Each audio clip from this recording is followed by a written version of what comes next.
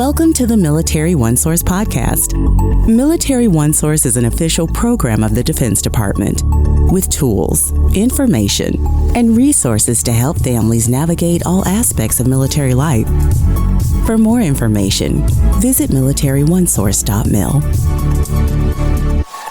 Welcome to the podcast. I'm Bruce Moody. We're welcoming Carol Kando-Pineda back to the podcast today. She is with the Federal Trade Commission in their Division of Consumer and Business Education. We're going to talk about the current state of online scams.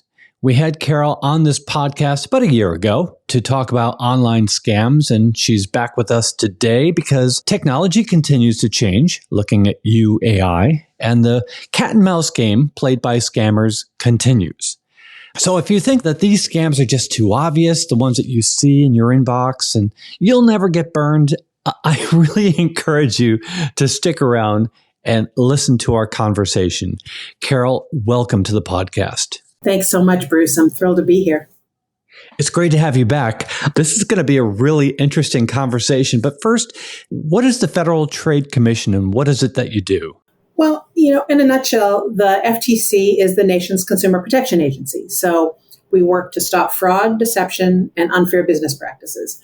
We do that in a number of ways, mostly through law enforcement cases, but also through education, these kinds of programs where we get out into the community and talk to people and tell them what we've learned in our investigations and what we're learning about fraud as it evolves. And then we also have a very strong network of partners like DOD, like CFPB, but like public libraries and other kinds of organizations like legal aid to reach as many people as possible in the community and to leverage how many consumers that we can get to.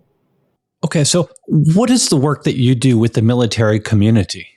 So we've always had outreach to the military. We've always focused on trying to share with service members and their families and with veterans all kinds of information about avoiding scams and making wise money decisions on other consumer protection issues. But about 10 years ago, we made it sort of a more formal collaboration through our Military Consumer Initiative. And we developed that very closely with DOD's Office of Financial Readiness and with the CFPB and a variety of other military, federal, and state partners. Good. People we all know. Now, the last time that we spoke, you were sharing the scams that the FTC saw trending during COVID. So bring us up to date. What's changed? What are you seeing now? What kind of reports are you getting? How much money has been lost? So as you know, scams do change over time. They evolve. They respond to the current landscape, whatever's happening in the world. And COVID scams are fading because the public health emergency is over. We're still seeing online shopping scams. Those spiked during COVID and they've never gone back down again. Probably a little bit less, but they're still out there. But last year, in 2022, FTC got more than 2.4 million reports from consumers. Okay, so quite a bit. But here's the interesting thing. The number of reports actually has gone down in 2022. But the amount of losses reported is way, way up.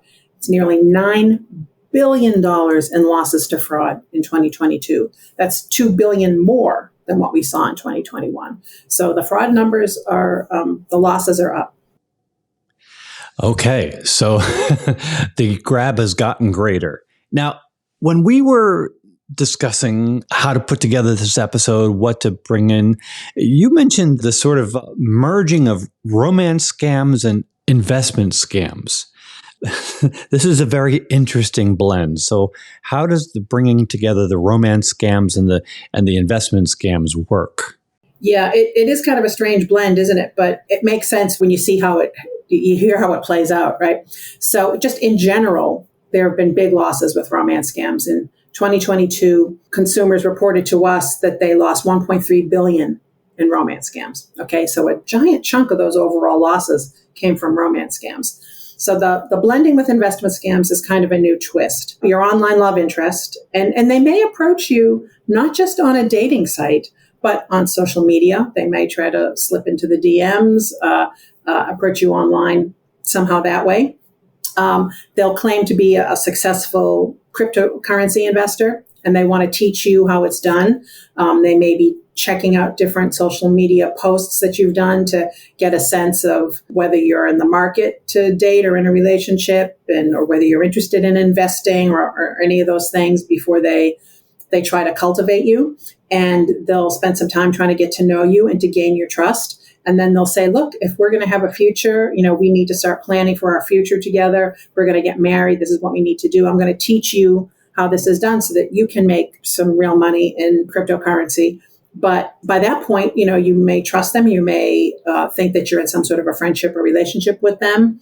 They may actually set up fake dashboards so that you send them a small amount of money and you can log in supposedly to this website and look around and see your money there and maybe even pull a little bit of it out.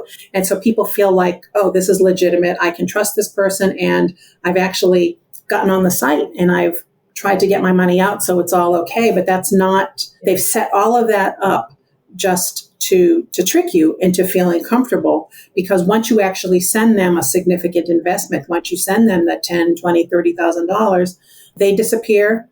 That website comes down, your money is gone and you have no idea where it went. It's impossible to get back. Amazing. So that is the elaborate long con. Yeah. A romance scam is kind of a long con because they will take the time to try to make you feel like they're getting to know you and to gain your trust. All right. Another approach would be maybe the simpler short term, perhaps, and that would be text messages.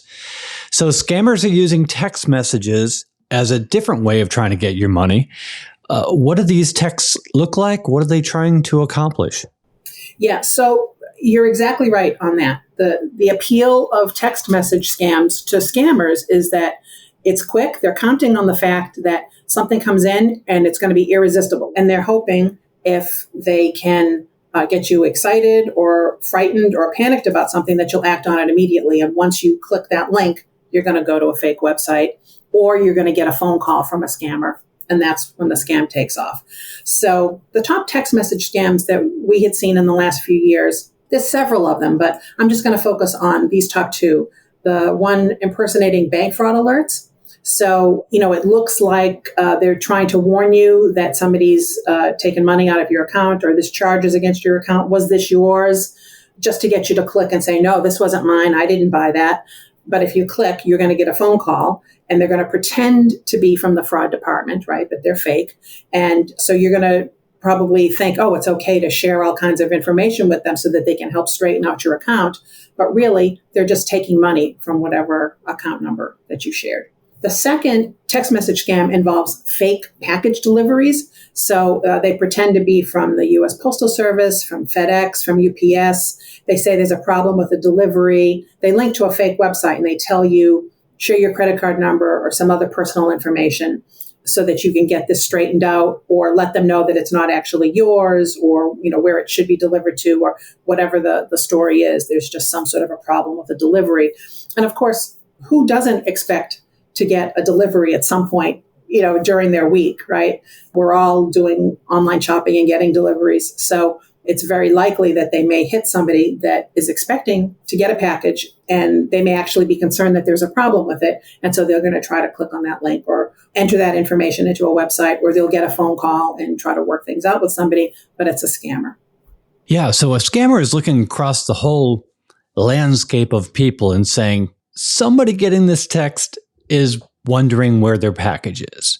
And it's that meeting that person at that emotional moment. And that's what they're looking for. Right. And texts are very cheap and easy for the scammer to send.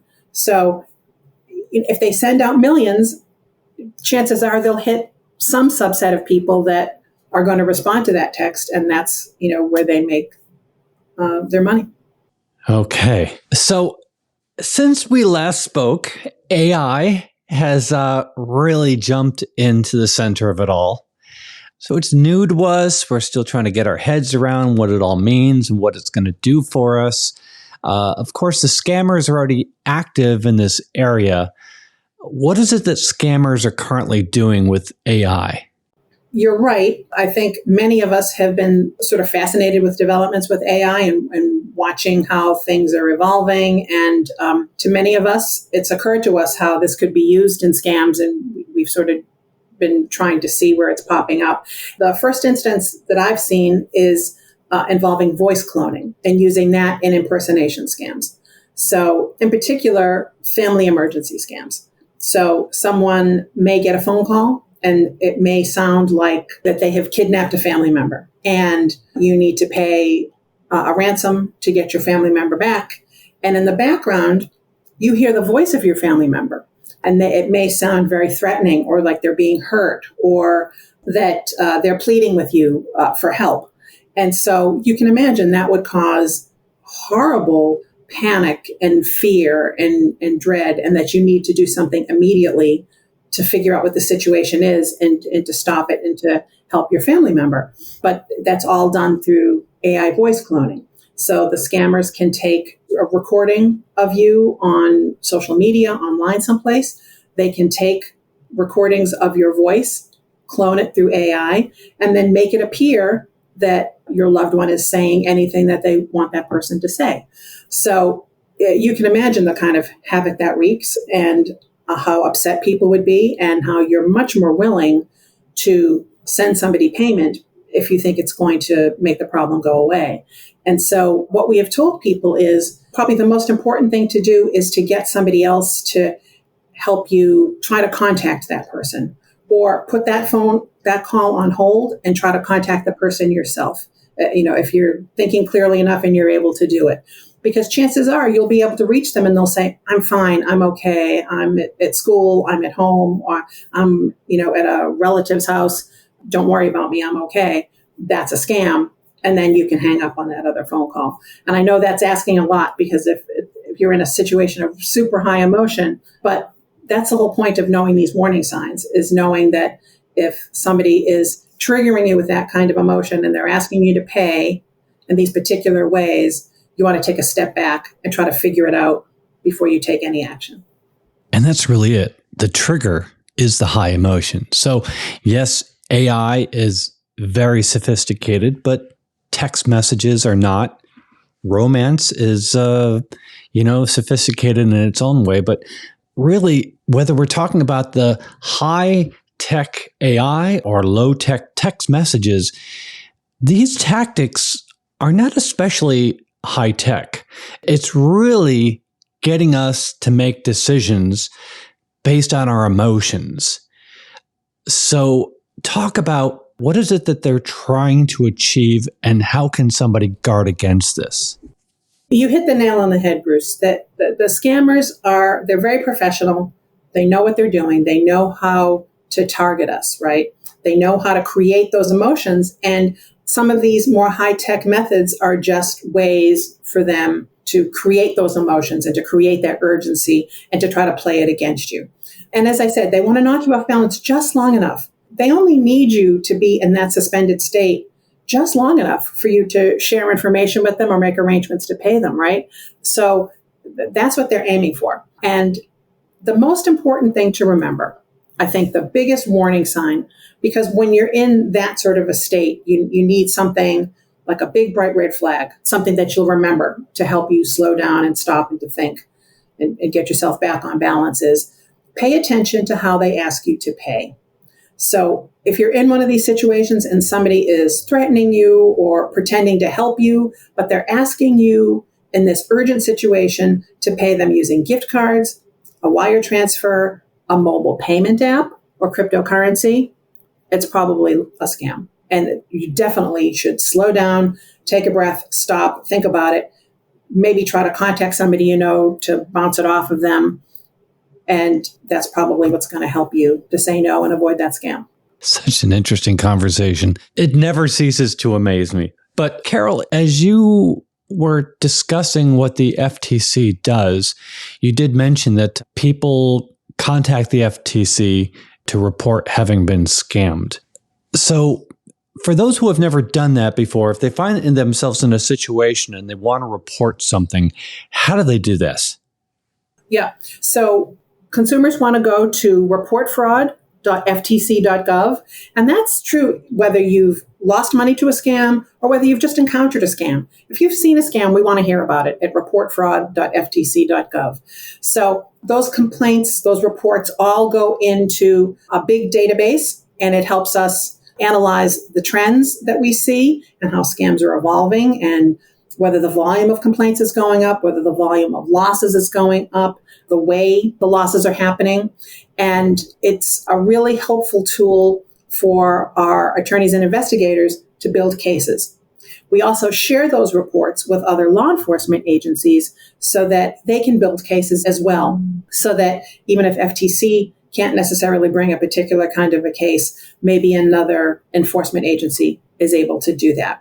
I do want to caution people that not to expect that they're going to get like a case number and somebody following up with them. It's not that kind of a system, but it's still really critical for us to hear what people are seeing in the marketplace and to see the kinds of scams that they're seeing, because that's our way to maybe help somebody else not lose money and to build cases so that we can get some money back to consumers.